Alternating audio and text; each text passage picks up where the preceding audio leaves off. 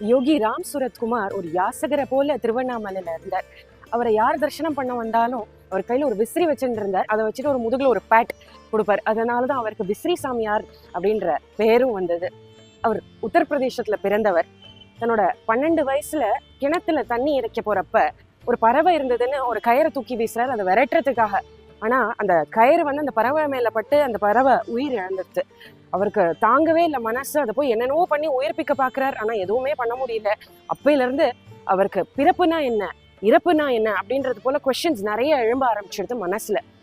தன்னோட 16வது வயதுல வீட்டுல யாருக்கும் சொல்லாம காஷி விஸ்வநாதர் கோவிலுக்கு ஓடி வந்துட்டார். அப்ப அவரை சுத்தி ஒரு தெய்வீக ஒளி அதை ஃபீல் பண்ணார். அவர் சார்நாத்ல புத்தர் முதல்ல போதனை கொடுத்த இடத்துக்கு போய் தரிசனம் பண்றார். கபாடியா பாபா அவரோட கையை தூக்கி இந்த கை ஒரு நாள் ஊங்கி நிற்கும் அப்படின்னு ஆசீர்வாதம் பண்றார். கபாடியா பாபா ஆசிரமத்துல சுவாமி விவேகானந்தர் என்ன நீ பார்க்க வரணும் அப்படின்றது போல ஒரு அசரீரி கேட்கறது அவருக்கு. இது இப்படியே இருக்க ஒரு குறிப்பிட்ட காலத்துக்கு பிறகு தென்னிந்தியாவுக்கு ரமண மகரிஷி, பகவான் அரவிந்தர், பப்பா ராம்தாஸ் இவா எல்லாரையும் தரிசனம் பண்ணி தன்னோட குரு ஆக்கிக்கிறார். அப்ப முதல்ல பப்பா ராம்தாஸ் தான் அவருக்கு ஸ்ரீராம் ஜெயராம் ஜெய ஜெயராம் மந்திரத்தை ஜபிக்க சொல்றார். அவரும் ஒரு குகைக்குள்ள போய் அப்பையில இருந்து ஜபம் பண்ண ஆரம்பிக்கிறார். திடீர்னு ஒரு என்லைட்மெண்ட் கிடைக்கிறது அவருக்குள்ள.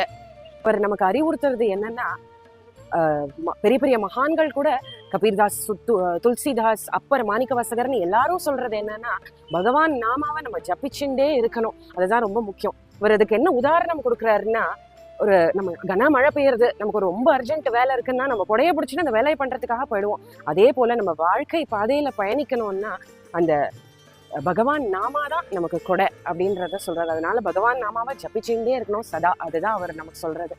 அவரோட டிஸ்கோர்ஸ்ல எப்பவும் குறிப்பிடுறது என்னன்னா, தன்னை தானே அவர் அவர் ஒரு பெக்கராகவும் பகவான் ஃபாதராகவும் பாவிச்சுக்கிறார்.